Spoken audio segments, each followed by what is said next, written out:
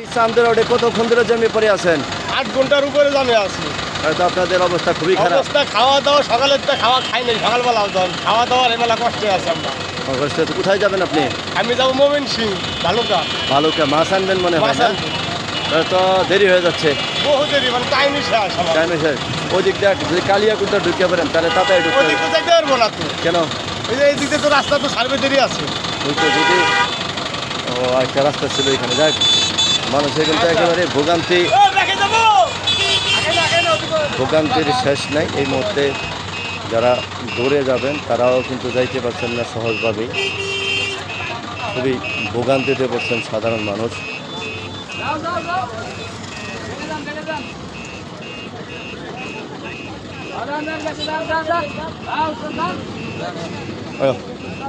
মোসা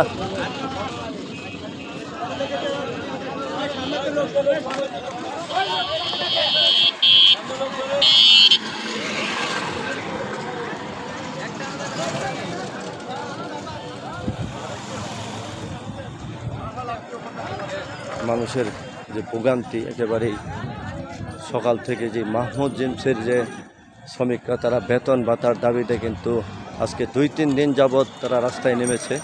সেই রাস্তায় নেমে কিন্তু আন্দোলন করছে এবং সেই নবীনগর চান্দরা রোড কিন্তু একেবারেই ব্লক করে দিয়েছে। সেই অবস্থা মানুষের।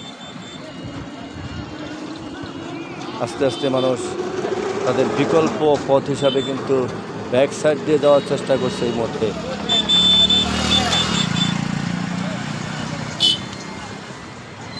দেখতেই পাচ্ছেন যে নবীনগর সাভার রোড কিন্তু একেবারেই প্যাক জাম, যেখানে ভোগান্তির শেষ নেই মানুষের।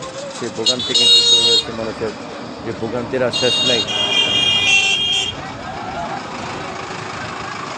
তারা কিন্তু উল্টো পথে চলা শুরু করছে, আস্তে আস্তে উল্টো পথে যাওয়ার কিন্তু চেষ্টা করছে। যে দেখেন এখানে কিন্তু একটা, যেখানে ইউটার্ন নেই সেখানে কিন্তু মানুষ তারা ইউটার্ন নেই, সেই ইউটার্ন দিয়ে কিন্তু মানুষ যাওয়ার চেষ্টা করছেন। রাস্তার যেখানে কোনো ইউটার্নই ছিল না সেই ইউটার্ন কিন্তু তৈরি করে, দেখেন এখানে এই তানজিলা গার্মেন্টসের সামনে একটা নতুন ইউটার্ন তৈরি করে মানুষ তাদের সহজ পথ কিন্তু খুঁজে নিয়েছে নিজের মতো করেই।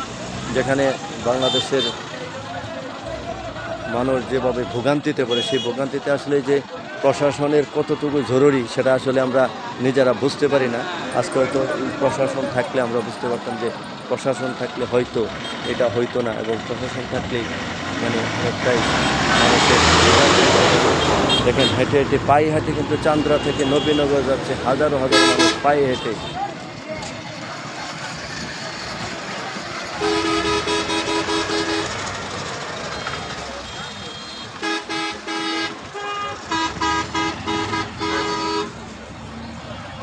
মানুষ তো তাহলে পায়ে হাঁটতে যেতেছে না? হ্যাঁ হাঁটি আছে তো। মুসা হ্যাঁ পায়ে হাঁটতে যেতেছে। গাড়ি ঘোড়া চলতে না, কি করবে? মানুষের ভোগান্তি আসলে কষ্ট হইতেছে, এগুলা ভোগান্তি একবারে প্রচুর কষ্ট হইতেছে মানুষের। সকাল থেকে যে ভোগান্তি, এই প্রশাসন কি করে বুঝলাম না। ভাই কতক্ষণ ধরে আটকে আছেন? 12টার থেকে আটকে আছি। 12টা থেকে কোথায় যাবেন আপনি? যাবো এই সামনে একটু। সামনেই যাবেন? সকাল থেকে 12টাতে আটকে আছেন। 12টা থেকে বসে আছি। এই যে মানুষের ভোগান্তি, তার জন্য আসলে মাহমুদ জিমসের যে মালিক, এই মালিকের এই দায়িত্বটা নেওয়ার দরকার ছিল, তাদের দ্রুত সমাধান দরকার ছিল, তাইলেই আপনাদের এই ভোগান্তি কম। আজকে 2-3 দিন যাবৎ কিন্তু তারা এই মাহমুদ জিমসের যে মালিক, এই গার্মেন্টসের শ্রমিকরা আছে তারাই কিন্তু আন্দোলন করছে, তারা বেতনের জন্য আন্দোলন করছে। সেই বেতন কিন্তু এখনও তারা পায় নাই। কিন্তু মানুষের যে ভোগান্তি এই বলতে দেখতে পাচ্ছেন বিশাল। 12টা থেকে বসে দেখলে আর এখন না, এখন পর্যন্ত কোনো সমাধান কিন্তু খুঁজে পাচ্ছে না মানুষ।